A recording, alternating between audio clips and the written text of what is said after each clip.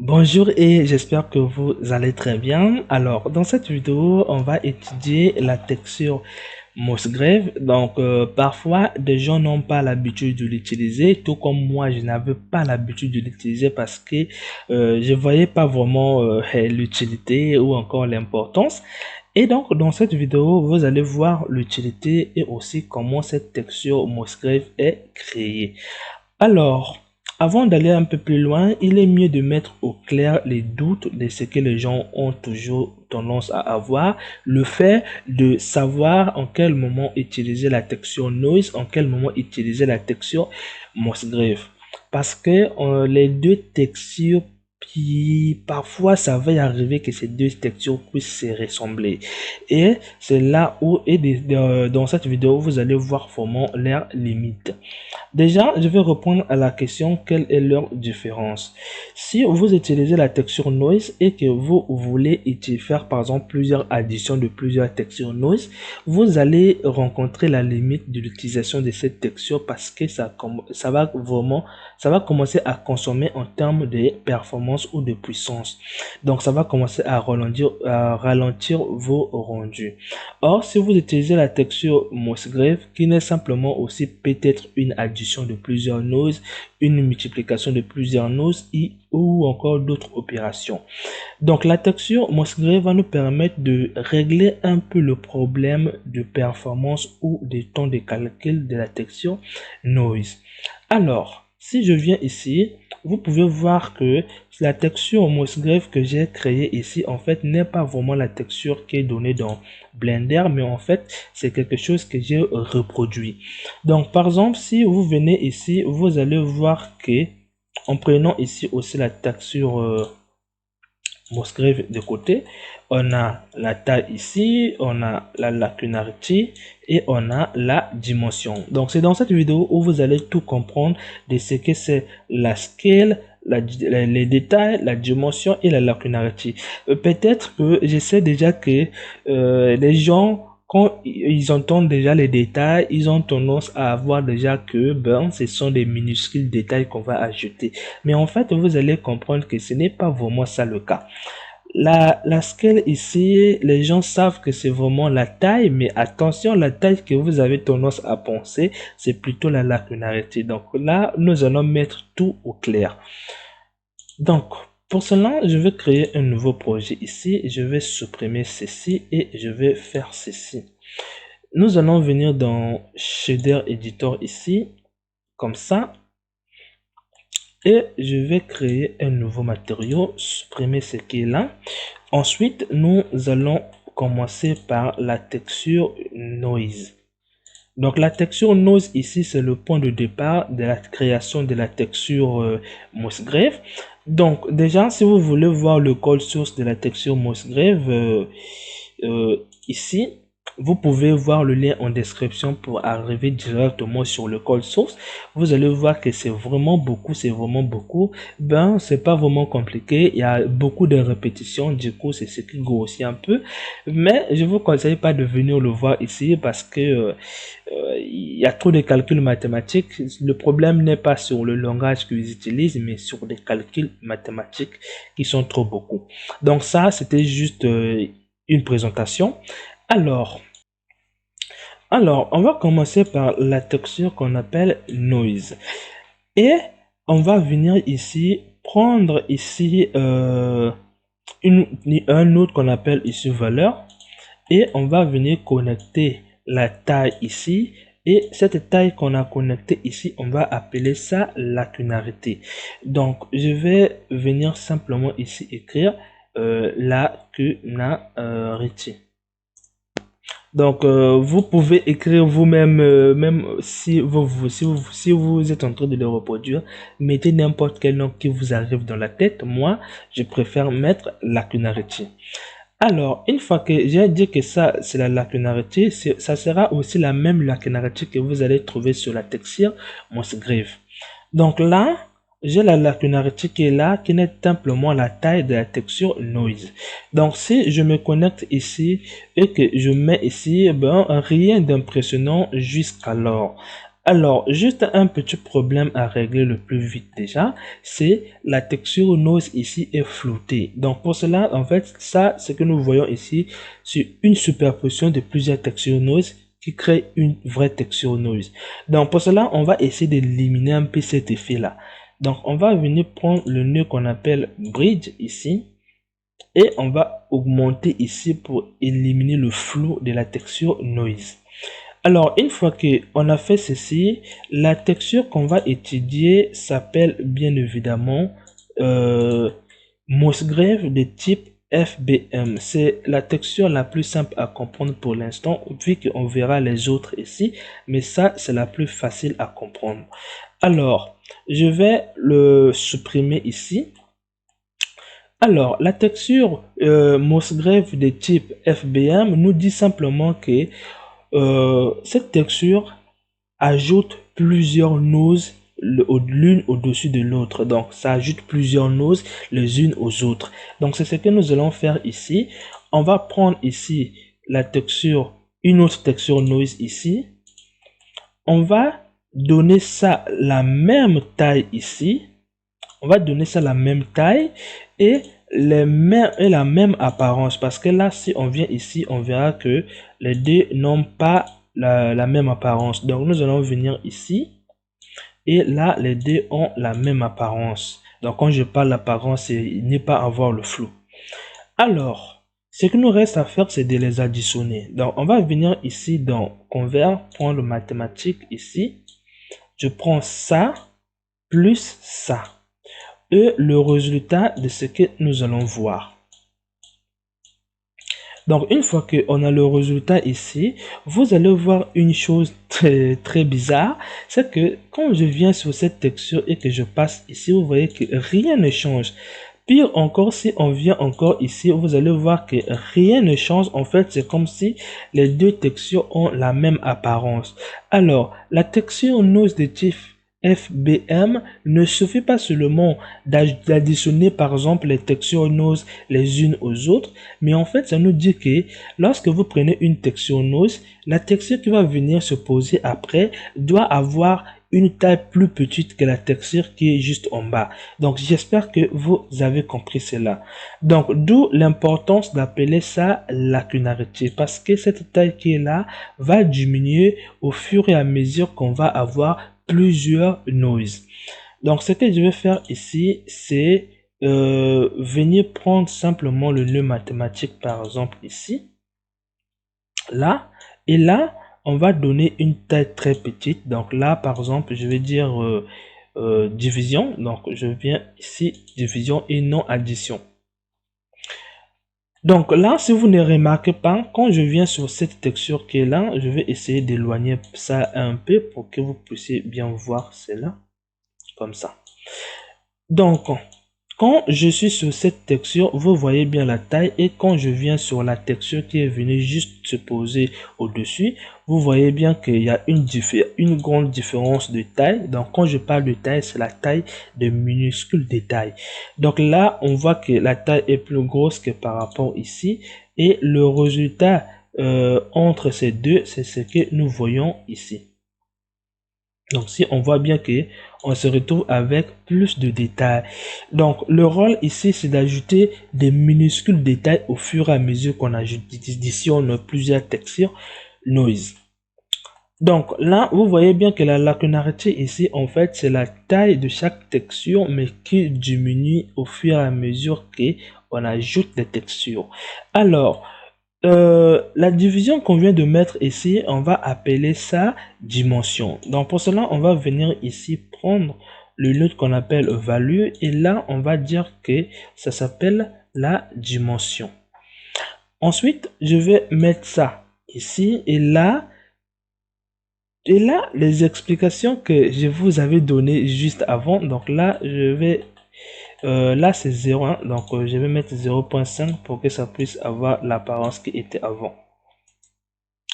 Donc là, une fois que je viens de donner ça le nom de dimension, tout est vraiment perdu. Ah là là, on va revenir d'abord. Alors, comme je parlais que cette taille là diminue au fur et à mesure qu'on ajoute des texture. Donc là, jusqu'ici, maintenant, tout va bien.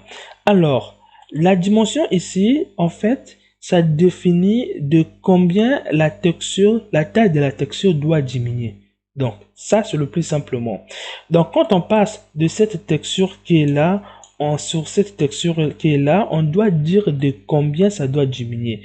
De combien la taille qui est donnée là doit diminuer pour qu'on le donne ici. Si vous dites ça doit diminuer 3 fois, c'est que vous voulez dire que ça sera 3 fois plus grand que ça. Ou encore, ça sera 3 fois moins grande que ça.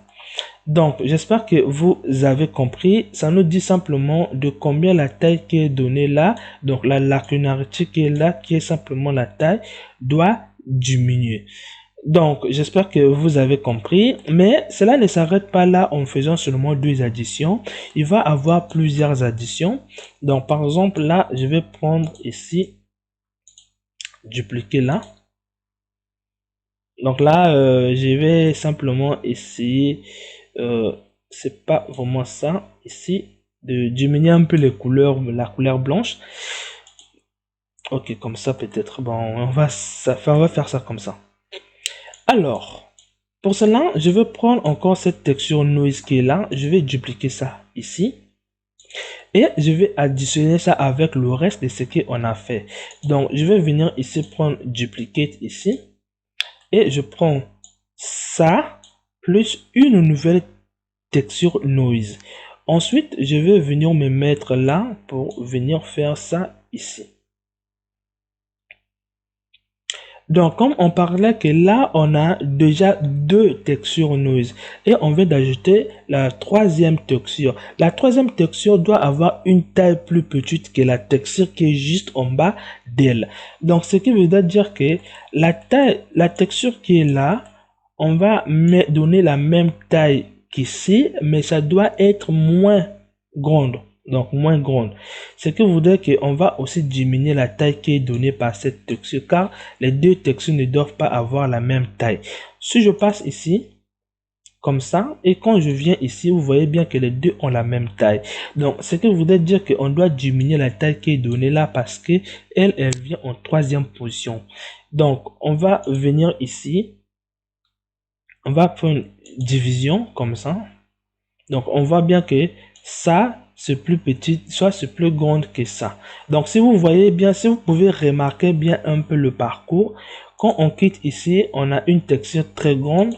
Et quand on vient ici, ça diminue. Et quand je viens ici, ça diminue encore. Donc, vous voyez bien que ça diminue vraiment petit à petit. Donc, si je viens ici, vous allez voir que... vous pouvez voir ici. Donc, je vais encore prendre ceci, mettre là. J'ai fait ça justement pour avoir un peu quelque chose d'uniforme. Donc là, vous pouvez voir qu'on se retrouve avec beaucoup de détails ici par rapport au départ qu'on avait ceci. Alors, comme je disais que la dimension ici, en fait, c'est le nombre qui nous dit que à chaque fois qu'on ajoute une nouvelle texture, sa taille qu'elle va prendre doit être 2 fois moins grande, par exemple, ou 3 fois moins grande. C'est vous que vous voyez. Donc, à chaque fois, à chaque niveau, c'est la même division qui est faite. Donc, si je donne ici comme ça, donc, ce qui voudrait dire que lorsqu'on passe de cette texture, la taille diminue de 2 fois pour venir ici. Et lorsqu'on quitte ici pour venir ici, la taille diminue de 2 fois encore. Donc, ça diminue de la même taille qui est là. Donc, comme vous pouvez voir. Ou, si vous ne comprenez pas, en fait, c'est l'espace entre les 2 textures. Le niveau, est-ce que vous voulez le faire rapprocher ou vous voulez le faire éloigner? C'est à vous de voir. Donc, ça, c'est ce qu'on appelle la dimension. Donc, si j'essaie de faire ici, comme ça, je pense que je ne suis pas connecté là. Donc, si je viens ici, je vais me retrouver à peu près la même taille. Donc, si je diminue, je me retrouve avec beaucoup de détails. Donc, je vais faire petit à petit. Comme ça. Comme vous pouvez le voir, ça c'est la première texture que vous pouvez voir que ça ça c'est la taille de la première texture. On peut voir que ça c'est la taille de la deuxième texture et les minuscules là c'est la taille de la troisième texture. Donc on pouvait le répéter une fois jusqu'on pouvait le voir. Donc je répète, la lacunarité, c'est la taille de départ que nous allons avoir et qui va diminuer au fur et à mesure sur chaque texture. Ça va diminuer sur chaque texture. Et ça définit l'écart de la taille entre la texture qui était avant et la texture qui est après. Alors, nous pouvons même aller encore très loin si nous voulons encore même le faire de plus. Donc, on fait encore une autre addition ici. Je prends ça plus ça et je vais donner ça la même taille mais à une différence, c'est que ça doit être plus petite et en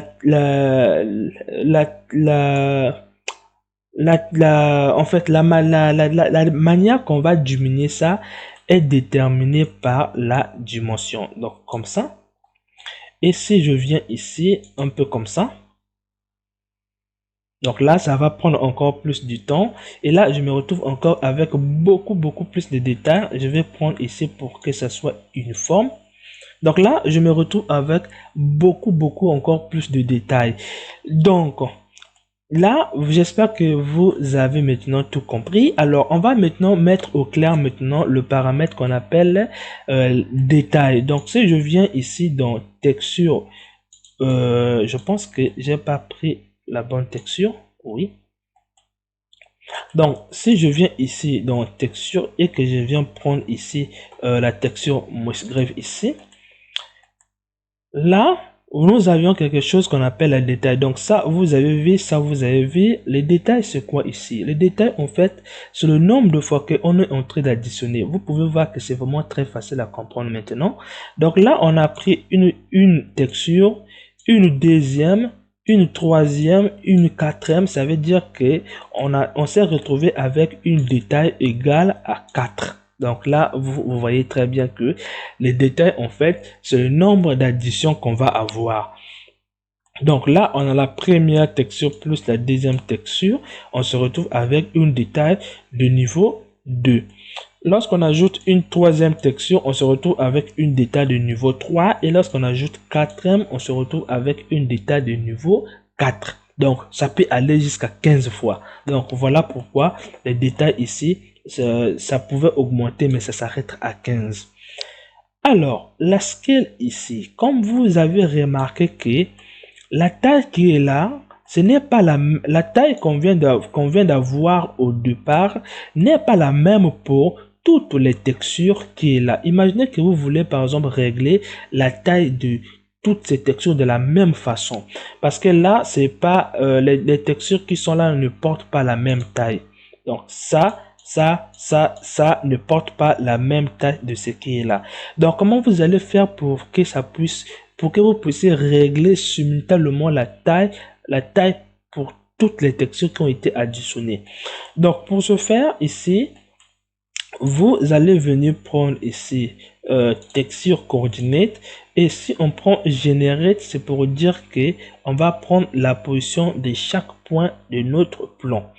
Donc par exemple là, si je prends ici le nœud qu'on appelle vecteur mat ici et que je mets generate ici, je dis que je vais ici multiplier. En fait, ce que je suis en train de faire, c'est que je suis simplement en train d'agrandir la taille de mon objet. Donc faire ceci, c'est la même chose que faire comme ça. Donc vous voyez très bien, c'est la même chose que faire comme ça. Donc si je dis que je prends ça, je mets ça dans vecteur ici, comme ça, donc je vais attendre un peu. Et là, quand je vais faire comme ça, vous voyez bien que la taille est en train de varier. Donc c'est ça qu'on appelle scale. Donc c'est la même chose qui va être partout. Je prends ça, je donne ça sur toutes les textures noise qu'on a eu à additionner. Donc je ne vais pas attendre que ça puisse mettre comme ça, je vais couper ça. Et la taille, ce qu'on vient de mettre ici comme étant scale ici, on va mettre encore ça sur vecteur. Et si je mets ça encore ici, on va donner ça encore sur vecteur ici. Et si je me connecte ici, ça va prendre du temps et ça, c'est un peu les limites de ça. Donc, si je fais comme ça, je suis en train d'agrandir en même temps la taille de toutes les textures ici sans pourtant dire que l'autre soit plus grande, l'autre soit plus petite. Et c'est qu'on a ça, on va venir créer un node ici. Donc le node ici, on va dire que ça s'appelle ici scale. Comme ça. Donc je pense que je les ai mal écrits. Ok. Et nous allons dire que c'est ce qu'on va connecter ici. Donc, on attend un peu. Donc, ici, comme vous pouvez voir qu'on a la canarité, on a scale. Donc là, je vais augmenter comme ça. Vous pouvez voir que on a la même chose. Donc ça, vous pouvez dire, ben, la taille de départ va être 6. Ensuite, ça va diminuer avec les autres textures. Ici, vous allez dire, ben, moi, je veux que lorsqu'on passe d'une texture à une autre, je veux que la taille soit vraiment très, très petite. Donc, c'est à vous de voir ça. Et maintenant, une fois que vous avez compris un peu comment se crée la scale, l'opinarity et la dimension, pour les autres maintenant, donc pour comprendre un peu 3D, 2D ou vecteur, je vais simplement supprimer ce que on va simplement étudier ça directement sur notre texture Mossgrave ici. Donc, pour comprendre ici 1, 2, 2D, 3D, une dimension, 2 dimensions, 3 dimensions, 4 dimensions ici, il faudra prendre d'abord la position de chaque point qui compose notre objet. Donc, c'est bon, ça va dépendre du type de repère, hein, mais retenez simplement que c'est la position de chaque point qui compose votre objet. Donc là, si on vient ici dans vecteur et on vient faire sépare x, y ici, comme ça, bon, on va, ça c'est sépare color, c'est la même chose, c'est à peu près la même chose, mais nous allons prendre sépare x, y, comme ça.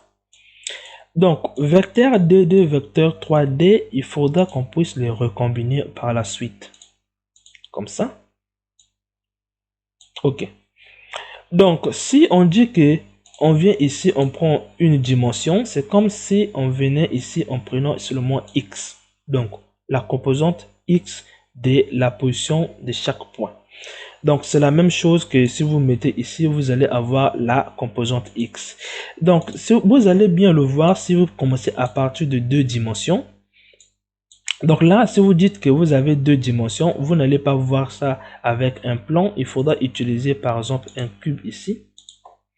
Je vais prendre la même texture ici. Donc là, vous voyez bien que 2 dimensions ne s'appliquent que sur des faces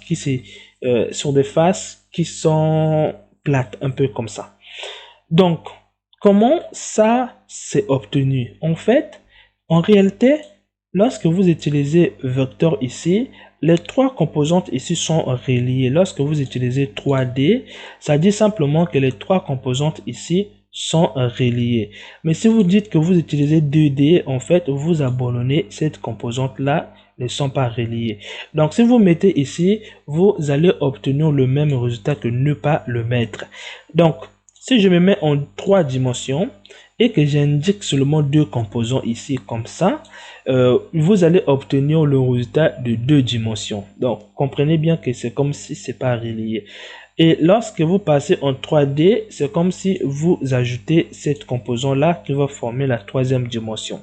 Là, on n'a que seulement 3 composants parce qu'on n'a pas la possibilité d'avoir des vecteurs à 4 dimensions. Sinon, on allait essayer même jusqu'à 4. Alors, comme je parlais, une seule dimension signifie que vous devriez relâcher Z et vous devriez relâcher Y. Donc, j'espère que vous avez compris un peu sur ça. Alors, on va se retrouver dans la prochaine vidéo auquel on va étudier maintenant la texture multifractale qui est vraiment très similaire à FBM. Donc, on se retrouve dans la prochaine vidéo.